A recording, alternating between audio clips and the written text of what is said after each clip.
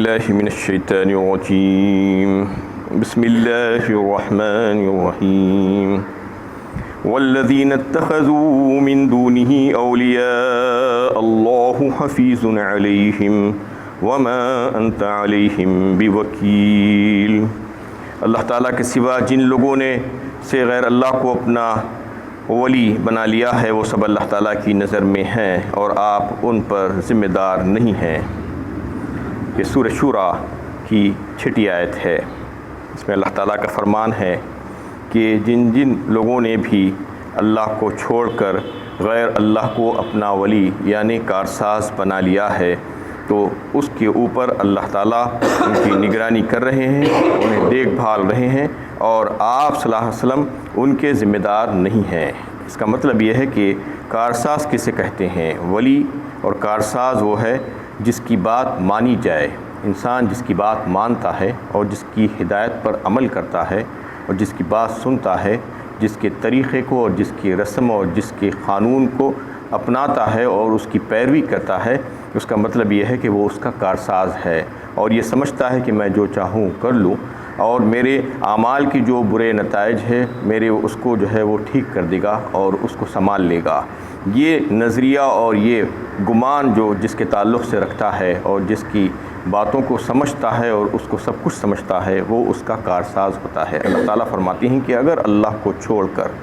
کسی غیر اللہ کو کوئی ایسا سمجھنے لگا ہے اور کارساز بنا رہا ہے تو پھر وہ ہماری نظروں سے غائب نہیں ہے، ہم اس کو دیکھ رہے ہیں اور اس کا مواخذہ اور اس کا محاسبہ وقت آنے پر ہم کر لیں گے۔ لہٰذا آپ اس کی فکر نہ کریں، آپ اس کی ذمہ دار نہیں بنائے گئے ہیں کہ لوگوں کو زبردستی آپ ہدایت کے راستے پر لا دیں، لوگوں کو زبردستی مسلمان بنا دیں اور پھر لوگوں کے انہیں تقدیر کے فیصلے آپ کے ہاتھ میں نہیں دیے گئے ہیں کہ کس کے تعلق سے کیا کرنا ہے، کس کو عذاب دینا ہے یا کس کو جو ہے نیکی دینا ہے اور دیگر جو کام ہیں، جیسا کہ جو ہے عام طور پر جو یعنی پیشوا جو روحانی قسم کے جو وہ لوگوں کے ہوتے تھے کفار کے، اور وہ جو ہے ڈھونگ جو رچاتے تھے کہ تم ہماری بات نہیں مانو گے اور تو ہماری بات نہیں سنو گے تو ہم ایسا کر دیں گے، ہم تمہیں جلا کر بھسم کر دیں گے یا تمہاری تقدیر بدل دیں گے یا تمہیں تہس نہس کر دیں گے۔ فرمایا جا رہا ہے کہ آپ صلی اللہ علیہ وسلم کے پاس ہم نے ایسے اختیارات نہیں رکھے ہیں،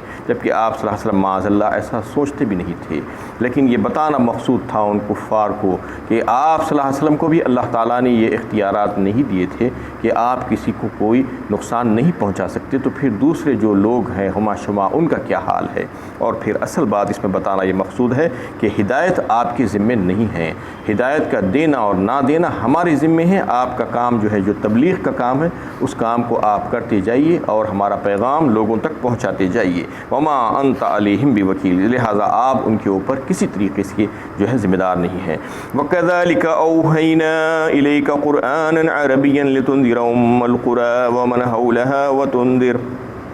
وتنذر يوم الجمع لا ريب فيه فريق في الجنة وفريق في السعير۔ اور اے نبی صلی اللہ علیہ وسلم اسی طرح ہم نے یہ قرآن بزبان عربی آپ کی طرف وحی کیا ہے تاکہ آپ بستیوں کے مرکز اور اس کے گرد و پیش رہنے والوں کو باخبر کر دیں اور انہیں جمع ہونے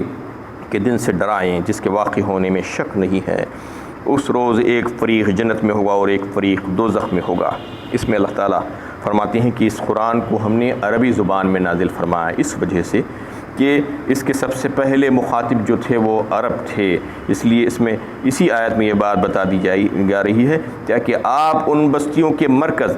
یعنی شہر مکہ جو رہنے والے جو لوگ ہیں ان کو اور اس کے گرد و پیش کے جو رہنے والے جو لوگ ہیں ان کی زبان عربی ہے، اس لیے ہم نے اس قرآن کو عربی میں نازل فرمایا تاکہ ان کو بات اچھی طریقے سے سمجھ میں آ جائے۔ آپ اس قرآن کے ذریعے سے ان کو باخبر کر دیجئے، ان کو ڈرا دیجئے اور پھر اس بات سے ڈرائیے کہ یوم الجمع لا ریب فیہ، یوم الجمع کہتے ہیں یوم القیامہ کو، قیامت کا ایک نام ہے، جمع ہونے کا دن، سارے جمع ہوں گے اس دن اولین سے لے کے آخرین تک۔ تو اس دن جو جمع ہونے کا جو دن ہوگا اس دن کی خوفناکیوں سے ہولناکیوں سے ان کو ڈرا دیجیے اور بتا دیجیے کہ اس دن کیا حالات اور واقعات پیش آنے والے ہیں۔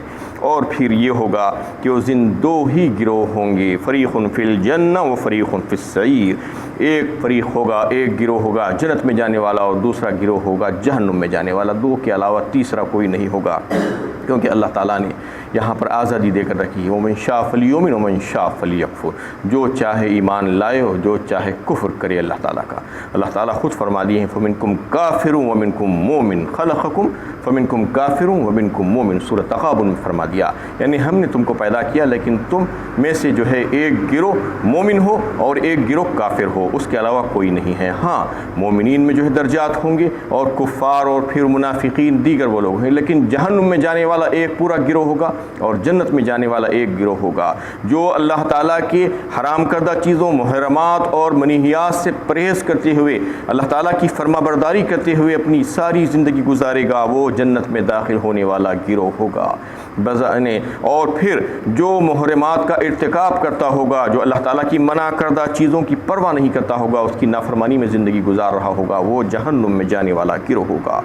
وَلَوْ شَاءَ اللَّهُ لَجَعَلَهُمْ أُمَّةً وَاحِدَةً وَلَكِنْ يُدْخِلُ مَن يَشَاءُ فِي رَحْمَتِهِ وَالظَّالِمُونَ مَا لَهُم مِّن وَلِيٍّ وَلَا نَصِيرٍ، اور اگر اللہ تعالیٰ چاہتے تو انہیں ایک ہی امت بنا دیتے، لیکن اللہ تعالیٰ جس کو چاہتے ہیں اپنی رحمت میں داخل کر لیتے ہیں، اور ظالموں کا نہ کوئی دوست ہوگا اور نہ مددگار۔ اس میں ایک اصول اللہ تعالیٰ نے بیان فرمایا ہے۔ لوگ یہ سمجھتے ہیں کہ جب ساری باتیں اللہ تعالیٰ ہی کے ہاتھ میں ہیں، اللہ تعالیٰ کو قدرت حاصل ہے اور پھر جو ہے ان کے پاس اختیار ہے اور پھر ہماری قسمت کے فیصلے تقدیر بھی انہوں نے لکھ دی ہے، تو پھر سب کے لیے ایک ہی راستہ کیوں نہیں رکھ دیا، کیوں لوگوں کو جو ہے ایسا ہی چھوڑ دیا گیا؟ تو اللہ تعالیٰ اس میں اس بات کو واضح فرما رہے ہیں کہ یہ اللہ تعالیٰ کی قبضۂ قدرت میں تھا، یہ اختیار میں تھا کہ ساری کی ساری انسانیت کو ایک ہی راستے پر ڈال دیتے، سب کے سب اہل ایمان ہوتے، سب کے سب اہل جنت ہوتے، لیکن اللہ تعالیٰ کی مرضی مشیت جو ہے اس بات کو پسند نہیں کری، کیونکہ اللہ تعالیٰ یہ چاہتے تھے کہ انسانوں کا امتحان ہو، آزمائش ہو، اور آزمائش اور امتحان کے لیے ارادے اور اختیار کی آزادی کی ضرورت پڑتی ہے۔ ارادے اور اختیار کی اگر آزادی نہ ملے تو پھر امتحان اور آزمائش ہو ہی نہیں سکتا۔ آپ اندازہ لگائیے کہ کسی کو کہا جا رہا ہے کہ تم ایگزام لکھو، پیپر دے دیا گیا ہے لیکن پین ہاتھ میں سے کھینچ لیا گیا ہے، قلم اس کے ہاتھ سے، اب قلم ہاتھ میں نہیں ہے تو کیا لکھے گا وہ بیچارہ؟ تو اس لیے اللہ تعالیٰ نے اس کے ہاتھ میں قلم دے دیا ہے کہ تم جو چاہ کرو، اب تمہیں آزادی دے دی گئی ہے، خیر اور شر کے راستے دکھلا کر ان کو چھوڑ دیا گیا، اور جو اپنے ارادے اور اختیارات کا جو ہے اور آزادی کا صحیح استعمال کرے گا، اللہ تعالیٰ کی فرما برداری میں جو ہے زندگی گزارے گا، تو پھر وہی اہل جنت ہوگا، وہ جنت میں جانے والا گروہ ہوگا۔ اور جو اپنے اختیارات کا ناجائز استعمال کرے گا، ظلم کا ارتکاب کرے گا، ظالم کہا یہاں پہ اللہ تعالیٰ نے، جو اللہ تعالیٰ کے ساتھ کسی اور کو شریک کرے گا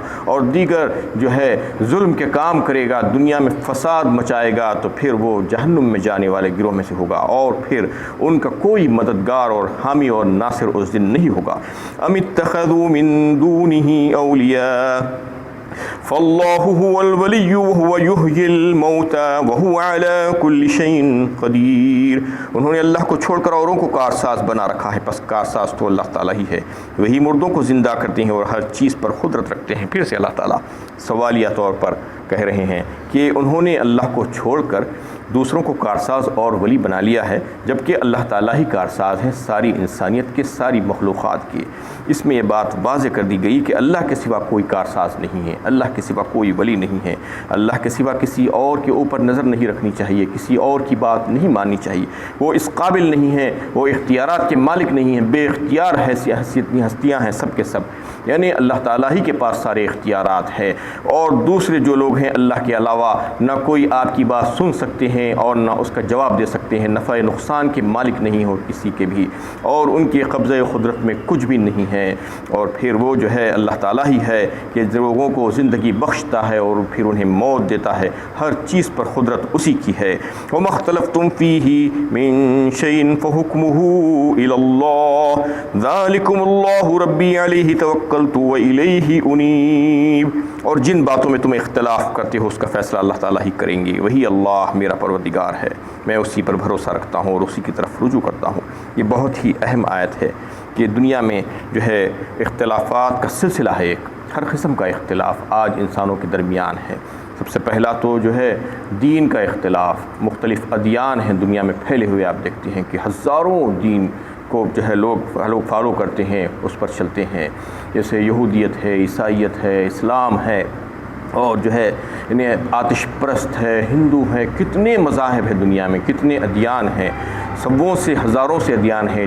اور پھر جو بھی جس دین پر چلتا ہے وہ یہ سمجھتا ہے کہ وہ حق ہے اور میں جس پر چل رہا ہوں وہ سب سے اچھا ہے اور بہترین طریقہ ہے، یہ وہ اس کا جو ہے دعویٰ ہوتا ہے، اسی وجہ سے اس پر چلتا ہے۔ لیکن اللہ تعالیٰ فرما رہے ہیں کہ ہر ایک تو اچھا اور صحیح نہیں ہو سکتا، کیونکہ صحیح اور درست ایک ہی ہوگا، اس کے علاوہ سارے کے سارے باطل ہوں گے، ایک ہی صحیح اور درست ہوگا۔ اور پھر اس کو جانچنے کا طریقہ اللہ تعالیٰ نے کیا مقرر فرمایا ہے؟ اللہ تعالیٰ نے اپنا پاک کلام قرآن مجید نازل فرمایا، اس کے ذریعے سے جو ہے یہ بات کو جانچا جا سکتا ہے کہ دین حق کون سا ہے، صحیح اور سچا راستہ کون سا ہے۔ لیکن دنیا اس قرآن کو، اللہ کے کلام کو جو ہے حکم اور ثالث ماننے کے لیے تیار نہیں ہے، آج اس کے مطابق فیصلے کرنے کے لیے تیار نہیں ہے، اس کو دیکھ کر سمجھنے کے لیے تیار نہیں ہے کہ کون سا طریقہ اچھا ہے، کون سا دین حق ہے، لیکن جو ہے اللہ تعالیٰ نے اس میں ساری باتیں بتا دی۔ تو اب اگر کوئی قرآن کو مان کر اس پر چل کر اس کے ذریعے سے اپنے اختلافات کو دور نہیں کرنا چاہتا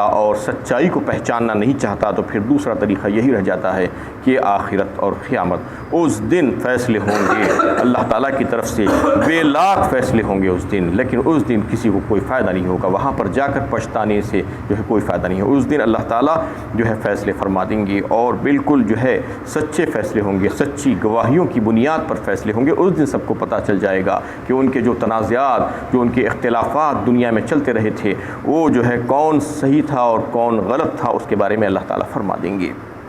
کہ آج اللہ تعالیٰ احکم الحاکمین ہیں، اس دن مالک یوم الدین ہوں گے، اس دن کے مالک ہوں گے، اور اس دن جو ہے ان کے سوا کوئی اور فیصلہ نہیں کر پائے گا۔ پھر اللہ تعالیٰ جو ہے قرآن میں جن باتوں کو واضح فرمائے ہیں کہ انسان کی دنیاوی ضرورتیں جو ہے، انسان کی روحانی زندگی اور اس کی جسمانی زندگی کی جو ضرورتیں ہیں، وہ تمام باتوں کو اللہ تعالیٰ نے اس قرآن میں واضح فرما دیا ہے، جیسے کہ ایمان کے تقاضے کیا ہیں، توحید کسے کہتے ہیں،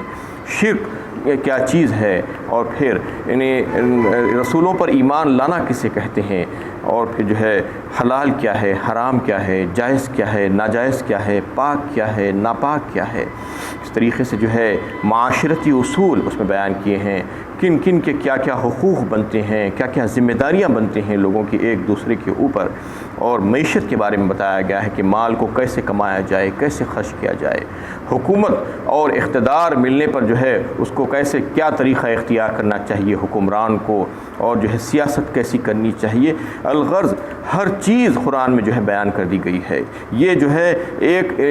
ترازو کے طور پر اللہ تعالیٰ نے اس کو پیش کیا ہے، اور ایک جو ہے پیمانہ ہے، ایک کسوٹی ہے کہا جا سکتا ہے اس کو، اس پر رکھ کر اگر ہم اپنے آپ کو جانچیں، اپنے سارے معاملات کو جانچیں اور اپنے سارے اختلافات کو اس پر رکھ کر جانچنے کی کوشش کریں گے تو ہمیں اس کا حل مل جائے گا۔ اور اس قرآن کو جو ہے اللہ کے نبی صلی اللہ علیہ وسلم نے اپنے تشریحات کے ذریعے سے، اپنے ارشادات کے ذریعے سے اس کو جو ہے سمجھایا ہے، نہ صرف جو ہے سمجھایا ہے بلکہ اس پر عمل کر کے دکھلایا ہے کہ یہ قابل عمل ہے، اور یہ تمام باتیں اللہ تعالیٰ نے قرآن میں بیان کر دی ہے انسان کی ضروریات کی تکمیل کے لیے۔ انسان کے جو اختلافات ہوتے تھے، اللہ تعالیٰ کو پتہ تھا کہ اختلافات ہوں گے، ہر معاملے میں اختلاف ہوں گے، دین کے معاملے میں، عقیدے کے معاملے میں، اور دنیاوی جو ہے جو معاملات ہیں اس میں اختلافات ہوں گے، جو تنازعات ہوں گے، اس کے تعلق سے اللہ تعالیٰ نے جو ہے اس قرآن کو بھیجا، اور جو ہے اس کو پڑھ کر سمجھ کر اس کو ایک ترازو کے طور پر رکھ کر اس کو جو ہے پرکھنے کے لیے اللہ تعالیٰ نے کہا۔ لیکن بہت سے لوگ اس بات کو آج ماننے کے لیے تیار نہیں ہیں، اس لیے بھٹک رہے ہیں، گمراہ ہو رہے ہیں۔ کوئی اگر یہ چاہتا ہے کہ وہ اپنے رب کو راضی کر لے، اپنے خالق اور مالک کی رضا اور خوشنودی اگر چاہتا ہے، تو پھر اس کو چاہیے کہ وہ اپنی زندگی قرآن اور سنت کے اصولوں کے مطابق گزارنے کی کوشش کرے۔ فَإِن تَنَازَعْتُمْ فِي شَيْءٍ فَرُدُّوهُ إِلَى اللَّهِ وَالرَّسُولِ ان کنتم تؤمنون باللہ والیوم الآخر ذلک خیر واحسن تاویلا۔ سورہ نساء 5ویں پارے میں اللہ تعالیٰ نے فرما دیا کہ اگر تمہارے بیچ میں کوئی اختلافات اور تنازعات کھڑے ہو جائیں، کوئی جھگڑے کھڑا ہو جائیں، تو چاہیے کہ تم اس کو اللہ اور اس کے رسول کے حوالے کر دو۔ اس کا کیا مطلب ہے؟ قرآن اور سنت کے اصولوں کے مطابق اس کو حل کرنے کی کوشش کرو، اپنے دماغ کے مطابق حل کرنے کی کوشش مت کرو، اور غیروں کے پاس مت جاؤ، بلکہ اللہ اور اس کے رسول سے رجوع ہو جاؤ۔ فإن تنازعتم فی شیء الدین فردوہ الی اللہ والرسول ان کنتم تؤمنون باللہ والیوم الآخر، اگر تم ایمان رکھتے ہو اللہ پر اور یوم آخرت پر تو پھر تم کو ایسا ہی کرنا چاہیے، اس کے علاوہ اور کوئی دوسرا طریقہ نہیں ہے، یہی سب سے بہترین طریقہ ہے، بہترین اصول ہے، یہ بیان کر دیا گیا ہے۔ تو اس کو چھوڑ کر اگر کوئی ساری باتیں واضح ہونے کے باوجود بھی ساری جو ہے انہیں احکامات آ گئے ہیں، اللہ تعالیٰ نے تمام چیزوں کو واضح کر دیا ہے کہ تمہارے جو ہے تنازعات کے فیصلے کس طرح ہونے چاہیے، تمہاری زندگی کے کیا اصول ہونے چاہیے، اس کے باوجود اگر کوئی من مانی زندگی گزارنا چاہتا ہے، اپنے دل پسند زندگی گزارنا چاہتا ہے تو پھر اس کی مرضی ہے۔ اللہ تعالیٰ پچھلی آیت میں فرما دیے کہ ہم زبردستی کسی کے اوپر نہیں کرتے، یہاں پر تمہیں آزادی دے کر رکھ دیا گیا ہے اور تمہیں جو ہے چھوڑ دیا گیا ہے، تم جو چاہے کرو، لیکن آج تم سے پوچھ نہیں ہوگی بلکہ آخرت میں تم سے پوچھا جائے گا اور ایک ایک ذرے ذرے کا حساب تم سے لیا جائے گا۔ اللہ تعالیٰ نے اپنے پاک کلام میں ساری باتیں واضح فرمائی ہے کہ کون سے دین کو اللہ تعالیٰ پسند فرماتے ہیں، کون سے طریقے کو اللہ تعالیٰ جو ہے اچھا سمجھتے ہیں۔